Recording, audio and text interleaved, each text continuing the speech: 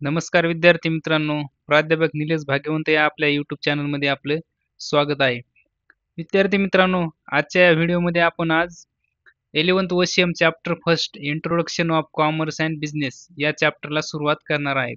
तर या चॅप्टरमध्ये आपल्याला ह्युमन ॲक्टिव्हिटीज म्हणजे मानवी कार्यांचे जे काही विभाग पाडलेले आहेत 2 आर्थिक कार्य आणि आर्थिकेतर कार्य ते आपण या व्हिडिओच्या माध्यमातून शिकणार आहोत.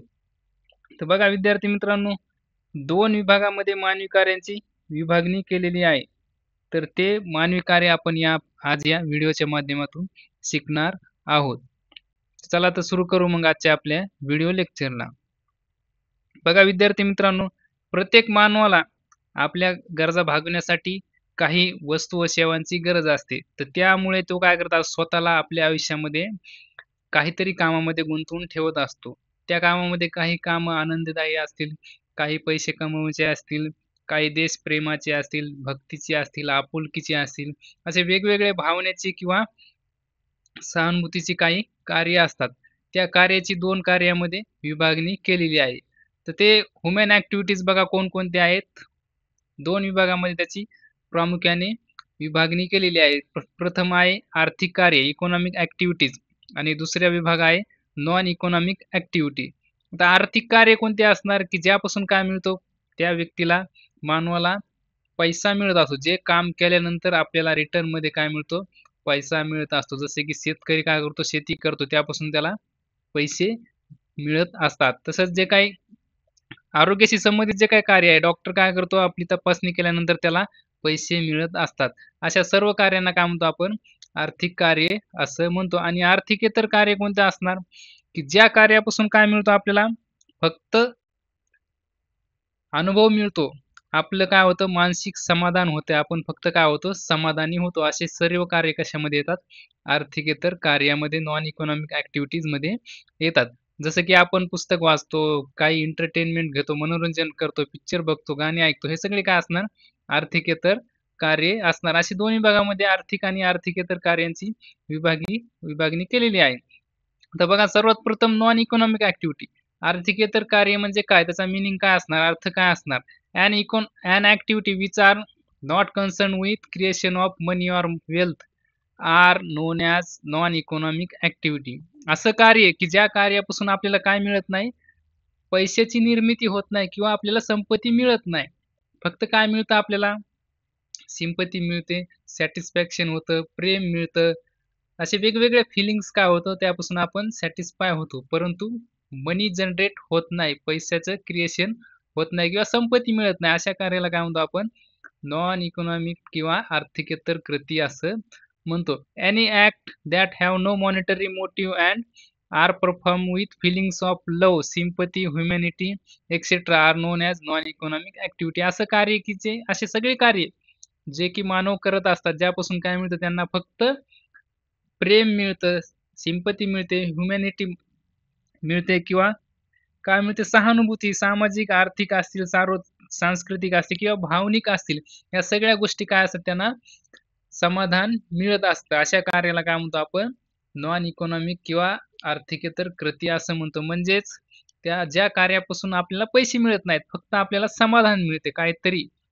त्या कार्याला काय म्हणणार आपण? आर्थिकेतर कार्य, नॉन इकॉनॉमिक ॲक्टिव्हिटी असं म्हणतो. जसं की हा विद्यार्थी बघा काय करतो? रीडिंग करत आहे, वाचन करत आहे. वाचन केल्यापासून त्याला पैसे मिळणार नाहीत. फक्त काय होणार? त्याला एक अनुभव मिळणार, एक काहीतरी शिकायला मिळणार, समाधान होणार. जसं की हा या ठिकाणी एंटरटेनमेंट आहे. काय करतो आपण? मनोरंजनाचा आनंद घेतो. आपल्याला त्यापासून फक्त समाधान मिळते, पैसे मिळत नाहीत. तर हे काय असणार? आर्थिकेतर कृती असणार, नॉन इकॉनॉमिक ॲक्टिव्हिटीज असणार. त्यानंतर बघा इकॉनॉमिक ॲक्टिव्हिटी. आर्थिक कृती कशाला म्हणतो आपण? त्याचा अर्थ काय असणार? मीनिंग काय असणार? Economic activity is an human activity that is concerned carried out in return for money or the value of money. कशासाठी करतो आपण असं सगळे कार्य की ज्यापासून काय मिळतो आपल्याला?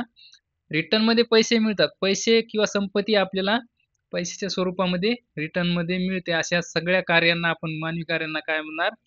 आर्थिक कार्य, इकॉनॉमिक ॲक्टिव्हिटी असं म्हणणार. Any human activity which is perform in exchanging for money is non as economic activity. म्हणजे समाजातील सर्व स्तरावर जे काही आपण कार्य करत आहोत, जसं की काय करतो आपण वस्तू व सेवांचं उत्पादन करायचंय, त्याचं वितरण करायचंय, एक्सचेंज करायचंय, व्यापार करायचा आहे, असे सगळे जे काही नोकरी आहे, डॉक्टर्सचं प्रोफेशन आहे, बिझनेस आहे, या सगळ्या कार्यापासून आपल्याला काय मिळतो? पैसा रिटर्नमध्ये मिळत असतो. त्या कार्याला काय म्हणणार आपण? इकॉनॉमिक ॲक्टिव्हिटी किंवा आर्थिक कार्य असं म्हणणार. हे बघा एक्झाम्पलमध्ये काय प्रोड्युसिंग आहे, एखादी मॅन्युफॅक्चर कंपनी काय प्रोडक्शन घेते, तर त्यांना काय मिळतं? त्यापासून रिटर्नमध्ये वेल्थ मिळते, पैसा मिळतो. डिस्ट्रिब्युशन करणार आहे, ट्रान्सपोर्टेशन, एक्सचेंज करतो आपण काहीतरी वस्तू, सेवा. या सगळ्यांना काय म्हणतो आपण? आर्थिक कार्य म्हणतो. कारण की आपल्याला त्यापासून रिटर्नमध्ये पैसा मिळत असतो. तर बघा या ठिकाणी काय दिलेलं आहे? डिफरन्स दिलेला आहे. इकॉनॉमिक ॲक्टिव्हिटीचा आणि नॉन इकॉनॉमिक ॲक्टिव्हिटीचा. आर्थिक कार्य आणि आर्थिकेतर कार्य. यामध्ये काय फरक आहे? तर बघा मीनिंग काय आहे त्यांचा अर्थ काय? Activity which are performed by the people with the purpose of obtaining profit are called economic activity. काय सांगते आर्थिक कार्य की असं कार्य व्यक्ती करतात की ज्याचा हेतू काय असतो त्यापासून पैसा कमवायचा, नफा कमवायचा उद्देश असतो. त्या कार्याला आपण आर्थिक कार्य असं म्हणतो. आणि आर्थिकेतर कार्य काय? की अशी ॲक्टिव्हिटी ज्यापासून काय मिळतं? फक्त सायकॉलॉजिकल सॅटिस्फॅक्शन मिळतं. त्या कार्याला काय म्हणतो आपण? Non economic activity. म्हणजे पैसा मिळत नाही, फक्त आपण समाधानी, मानसिक समाधान होत असतो. द पर्पज काय असणार?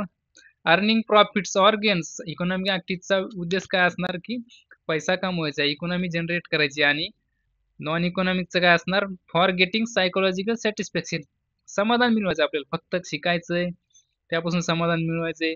मूव्हीज बघत आहेत त्यापासून समाधान मिळत, खेळत आहेत, फिरत आहेत, वाचत आहेत, हे सगळे काय? फक्त सायकॉलॉजिकल सॅटिस्फॅक्शनसाठी. त्यापासून मनी जनरेट होणार नाही. त्यानंतर रिझल्ट काय असणार त्याचा?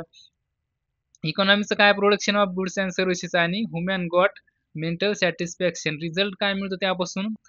जर वस्तू व सेवांचं प्रोडक्शन केलं तर पैसे मिळतात. आणि इकडे काय मिळतं? नॉन इकॉनॉमिक मध्ये फक्त मेंटल सॅटिस्फॅक्शन मिळतं. आता एक्झाम्पल दिलेलं आहे बघा इथं. काय? बिझनेस, प्रोफेशन आणि एम्प्लॉयमेंट इकॉनॉमिक ॲक्टिव्हिटीज आहे, ज्यापासून काय मिळतं?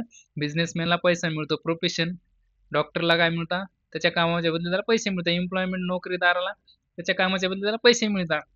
आणि इकडे एक्झाम्पल काय? Religious, social services and other welfare activities. यापासून काय मिळतं? आपण समाजसेवा केली, धार्मिक कार्य केलं, त्यापासून आपल्याला फक्त समाधान मिळत असते. त्यापासून पैसा मिळत नाही. आता रोल ऑफ मनी काय असणार पैशाचा रोल यामध्ये? The money is the basic element and without money no activity will be completed. आता इकॉनॉमिक ॲक्टिव्हिटी करायची आहे तर पैसा काय असणार? मुख्य त्याचा रोल असणार. पैसे जर नाही नसले तर त्या ॲक्टिव्हिटी पूर्ण केली जाणार नाही. विदाऊट मनी कोणतंही काम केलं जाणार नाही. कारण की ते इकॉनॉमिक ॲक्टिव्हिटी. जर पैसेच त्या व्यक्तीला प्रोव्हाईड नाही केले, तो व्यक्ती काम करणार नाही. आणि इकडे बघा non economic, there is no functions related to money. पैशाशी संबंधित कोणतंही कार्य नॉन इकॉनॉमिक ॲक्टिव्हिटीमध्ये असते. फक्त त्या ठिकाणी मेंटल किंवा सायकॉलॉजिकल सॅटिस्फॅक्शन असणार. आता नॉलेज, डिग्री बघा इकॉनॉमिक ॲक्टिव्हिटीसाठी काय लागतं? स्पेसिफिक समजा प्रोफेशन आहेत, डॉक्टर, लॉयर, टीचर्स, त्याचं एज्युकेशन त्याला लागणार. आणि जे काही स्पेशल नॉलेज आहे, डिग्री आहे, त्या ॲक्टिव्हिटीजशी रिलेटेड ते नॉलेज आणि डिग्री त्याला असणार. आणि नॉन इकॉनॉमिकसाठी काय? The non economic activities can be perform by any person and there is no need to any special degree. आता आर्थिकेतर कार्य करायचं आहे, समाजसेवा करायची आहे, मूव्हीज बघायची, एंटरटेनमेंट करायचे, या सगळ्यासाठी काही डिग्रीचं, एज्युकेशनचं आवश्यकता नसते. कुणीही ते कार्य करू शकतं. त्यानंतर आहे रिस्क. आता काय रिस्क आहे का? इकॉनॉमिक ॲक्टिव्हिटीमध्ये काय? Risk and uncertainty are involved in the business. जर बिझनेस असेल त्यामध्ये रिस्क, धोके निर्माण होत असतात. जे काय प्रॉफिट आहे तो अनसर्टेंट असतो, त्यामध्ये फिक्स प्रॉफिट मिळत नसतो. आणि नॉन इकॉनॉमिक ॲक्टिव्हिटीमध्ये there is no risk regarding any activity. त्यामध्ये काय असतो?